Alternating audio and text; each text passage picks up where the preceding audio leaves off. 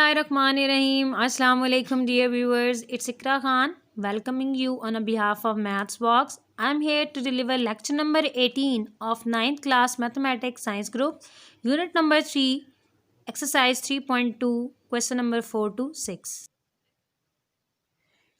Dear students, हमारी discussion चल रही थी 9th क्लास के मैथमेटिक्स सब्जेक्ट पर साइंस ग्रुप के लिए, जिसका लेक्चर नंबर 18 हम डिलीवर करेंगे। यूनिट नंबर 3 पर हमारी वर्किंग थी, एक्सरसाइज 3.2 पर काम कर रहे थे। अपने लेक्चर का आगाज़ करने से पहले मेरी रिक्वेस्ट उन लोगों से जिन्होंने अभी तक इस चैनल को सब्सक्राइब नहीं किया, प्लीज़ बेल आइकन को प्रेस कर दें ताकि इस चैनल की रीसेंट अपडेट से आप लोग अवेयर रहें और थम्स अप का बटन भी प्रेस किया करें। मूव ऑन करते हैं अपने नेक्स्ट क्वेश्चन की तरफ। स्टूडेंट्स मूव करते हैं क्वेश्चन नंबर 4 की तरफ। एक्सरसाइज 3.2 लॉगरिथम्स हम लोग डिस्कस कर रहे थे। What replacement for unknown in each of the following will make the statement true? In short वो आपको कह रहा है जो unknown इंग्लिश का लेटर है ये आपने फाइंड आउट करना है कि इसकी वैल्यू क्या होगी। क्वेश्चन नंबर 4 का पार्ट नंबर 1 आपके पास है log 2 the base 3 81, मतलब log 81 का है बेस 3 लेते हुए और वो L के इक्वल है। यहाँ से आपने L को फाइंड आउट करना है। एक ही रूल है जो मैं आपको समझा रही हूँ, वो क्या है कि इस छोटे से नंबर को आपने कर देना है बड़ा, ठीक है, और ये लॉग हो गया यहाँ से खत्म, और ये L इसकी पावर बन जाया करेगा। मतलब जो राइट साइड पर जो भी चीज़ होगी वो छोटी हो जाएगी। ये छोटी चीज़ बड़ी हो गई, ठीक है, और ये जो बड़ी चीज़ थी ये छोटी होगी और ये हो गई 81। मतलब क्या करना है, आपने इन दोनों की शिफ्टिंग करनी है।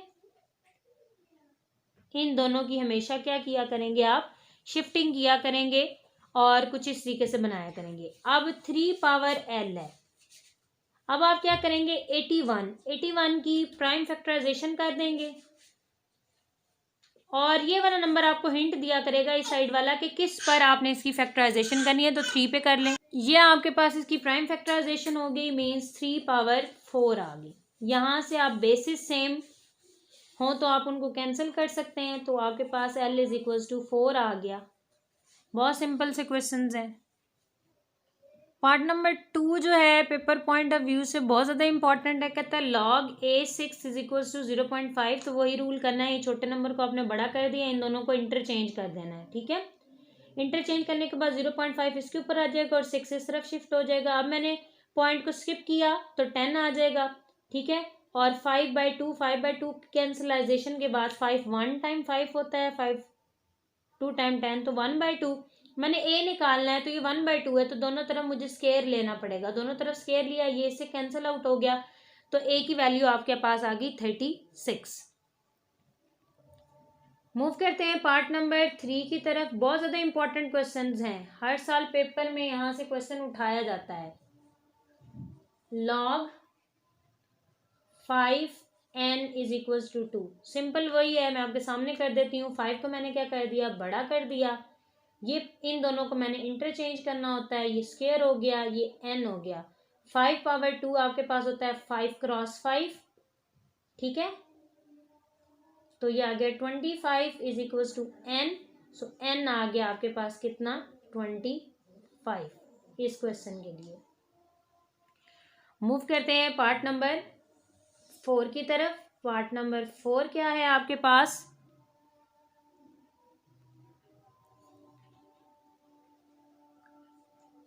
Ten power p is equal to 40, ठीक है। स्टूडेंट्स ये क्वेश्चन थोड़ा सा ट्रिकी है, ज़्यादा इंपॉर्टेंट है ये, ठीक है। हम क्या करेंगे इस क्वेश्चन में, ये इंपॉर्टेंट है, इसको मार्क कर लें। आप दोनों तरफ लॉग लेंगे, taking log on both side. इसका फ़ायदा क्या होगा, taking log on both sides, इसका फ़ायदा बेसिकली ये होगा आपको कि आप जो पावर है वो स्टार्ट में ला सकेंगे। अगर आप पिछले क्वेश्चंस को एनालाइज करें तो सबके साथ लॉग था, इसके साथ लॉग था ही नहीं, तो लॉग हम लोगों ने दोनों तरफ खुद लगा लिया और उसका फ़ायदा भी मैं आपको बताती हूँ क्या होगा, log ऑफ 40, ठीक है। इसका फ़ायदा ये होगा कि log, ये जो पावर होती है ये स्टार्ट में आ जाती होती है। यहाँ पर रह गया 10 और ये log ऑफ 40 जब आप कैलकुलेट करेंगे that is equal to 1.6021। Log of 10 basically किसके इक्वल होता है? हमेशा 1 के इक्वल होता है। तो यहाँ पर p की वैल्यू आपके पास क्या आ जाएगी? 1.6021। यही आपने फाइंड आउट करनी थी। सिर्फ यहाँ पर ये याद रखना है कि आपने लॉग दोनों तरफ लेना है। क्वेश्चन नंबर 5 की तरफ मूव करें तो क्वेश्चन नंबर 5 आपके पास है एवेल्युएट log 2 1/2। ठीक है, इसको आपने खुद डिजाइन कर लेना। वो किस तरीके से होगा? आप लिख लेते हैं log 2 1/128 और इधर आपने खुद इज इक्वल्स टू एल लिख लिया। ठीक होगी बात। अब वही काम करना है कि इस नंबर को आपने बड़ा कर देना है।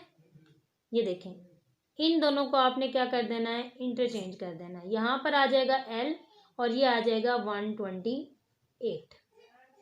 अब 128 की फैक्टराइजेशन कर लेनी है आपने। 128 की फैक्टराइजेशन आपके पास क्या हो जाएगी? 2/64, 2/32, 2/16, 8, 4, 2 और 1। 2 की power l is equals to 1 2 3 4 5 6 7, 1/2 power 7। अब इन दोनों को कंपेयर नहीं कर सकते। कंपैरिजन के लिए आप क्या करेंगे? 2 की पावर l और इसको ऊपर लेके जाएं, 2 की पावर -7 हो जाएगा। अब इनकी बेसिस आपके पास क्या हो गई हैं? सेम हो गई हैं। अब हम इनको सॉल्व कर सकते हैं। मतलब 2 से कैंसिल आउट हो गया, बेसिस सेम है तो उनकी पावर्स भी क्या रहेंगी? एक्सपोनेंट्स का ये लॉ है आपके पास कि जब बेसिस सेम होती हैं तो आपके पास एक्सपोनेंट्स भी आपस में क्या होते हैं? इक्वल होते हैं। तो ये था आपके पास क्वेश्चन नंबर 5 का पार्ट नंबर 1। मूव करते हैं पार्ट नंबर 2 की तरफ। क्वेश्चन नंबर 5 का पार्ट नंबर 2 है। कहता है log 512 to the base 2 square root 2। इसको आपने खुद डिजाइन करना है उसी तरीके से। कहता है log आपने निकालना है किसका? 512 का log निकालना है, लेकिन इसकी बेस, ये जो मैंने पहले भी बताया है कि जो नीचे छोटा सा नंबर लिखा होता है वो बेस होती है। बेस इसकी ये है। इसको इज इक्वल्स टू एल रख लें। उसी तरीके से आपने इन दोनों को क्या करना है? इंटरचेंज करना है। ये 2 स्क्वायर रूट 2 आपके पास क्या हो जाएगा? बड़ा हो जाएगा। एल उसकी पावर और 512 हो जाएगी। अच्छा, अब आप इसको मैं रफ वर्क में आपको सॉल्व करवाने लगी। पहले तो आपने 512 की प्राइम फैक्टराइजेशन करनी है। ठीक है, इसकी फैक्टराइजेशन आपके पास क्या हो जाएगी? 2 पर ही करनी है। 256, अगेन 2 पर 128, अगेन 2 पर 64, अगेन 2 पर 32, 16, 8, 4, 2 और ये 1। मीन्स आप क्या लिख सकते हैं इसको?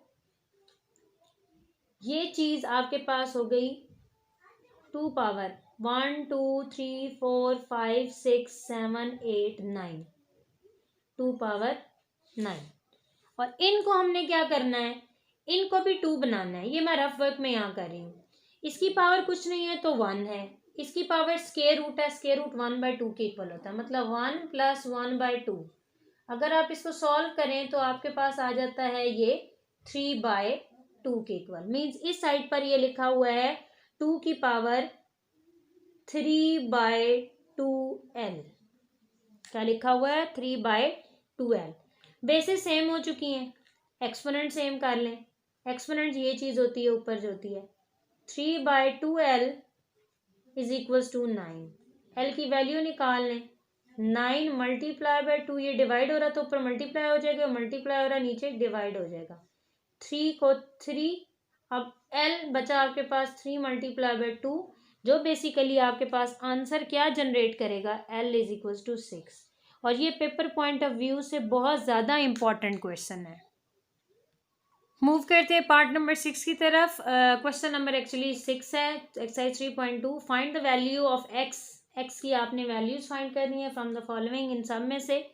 तो इनको सॉल्व करते हैं, सॉल्व कर लेते हैं भाई। इसको मैंने कहा है आपने बड़ा कर देना है, इन दोनों को आपने इंटरचेंज कर लेना है। 5 यहाँ आ जाएगा, x यहाँ आ जाएगा। तो आपने सिंपली 2 की पावर 5 ले लेनी है, वो आपके पास क्या आ जाएगी, 32 is equals to x. So x is equals to 32। अब यहाँ पर सवाल ये पैदा होता है कि जिनको 2 की पावर नहीं लेनी आती 5, वो यहाँ कैलकुलेटर से देख लें। ये आपके पास 2 है, ये आपके पास पावर का बटन होता है कुछ कैलकुलेटर में, ये इस तरह से उल्टे V का साइन होता है, और आपने 5 प्रेस कर दिया तो आपके पास आंसर आ गया 32। नेक्स्ट क्वेश्चन की तरफ चलते हैं। नेक्स्ट क्वेश्चन क्या कहता है, इसमें भी आपने वही करना है कि 81 को कर देना है बड़ा, इन दोनों को आपने इंटरचेंज कर लेना है। इसकी पावर आ जाएगी x, इसकी पावर ये बन जाएगा 9। 81 को 9 पे फैक्टराइज करना है तो 9 की पावर 2 होती है, 2x। अब यहाँ पर एक बात गौर करनी है, 9 की पावर 2x और इधर 9 की कोई पावर नहीं है तो 9 की पावर 1 है। बेसिस सेम है तो एक्सपोनेंट भी इसके क्या हो जाएंगे, सेम। सो x की वैल्यू आपके पास आ गई 1/2।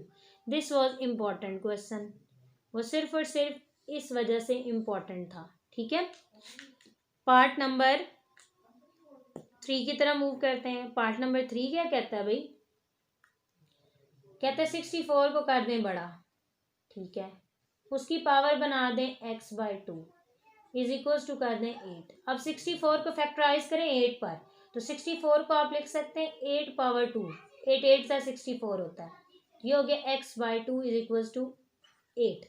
इन दोनों को आपने कैंसल आउट कर दिया, ये हो गया x की पावर 8 और इधर 8 की पावर x और 8 पावर 1, बेसिस सेम तो एक्सपोनेंट भी सेम, तो x इज इक्वल्स टू 1 आ गया।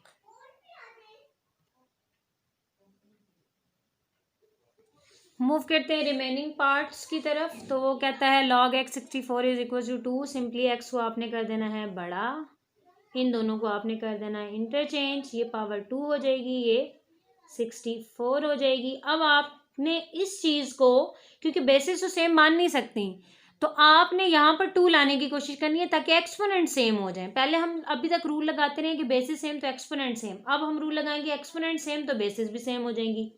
तो एक्स स्क्वायर, इसको हमने 8 पावर 2 लिखना है ताकि ऊपर 2 2 सेम हो जाए, तो 2 2 से कैंसिल होने के बाद बेसिकली स्क्वायर रूट ले लिया जाता है, तो x इज इक्वल्स टू 8 आ जाए। ये आपके पास इसका आंसर आ गया। कुछ भी रॉकेट साइंस नहीं है, बहुत इजी से क्वेश्चंस हैं। इसको कर दें जी बड़ा, इन दोनों को कर दें इंटरचेंज। इसकी पावर मैंने आपको कैलकुलेटर पे लेना सिखा दी है, अगर नहीं आती तो 3 को 4 टाइम्स आपने मल्टीप्लाई कर लेना है, वो आ जाएगा 81। So x is equals to 81। Dear audience, तो ये थी आपके पास एक्सरसाइज 3.2 जिसमें हमने क्वेश्चन नंबर 4 से क्वेश्चन नंबर 6 आपको सिखाया है। उम्मीद है आज का लेक्चर क्लियर हुआ होगा। फिर भी अगर कोई दिक्कत हो तो आप कमेंट सेक्शन में आ सकते हैं। प्लीज़ बेल आइकन को प्रेस करना मत भूलिएगा। अपना बहुत ज़्यादा ख्याल रखें, हमें दुआ में याद रखें। अल्लाह हाफिज़।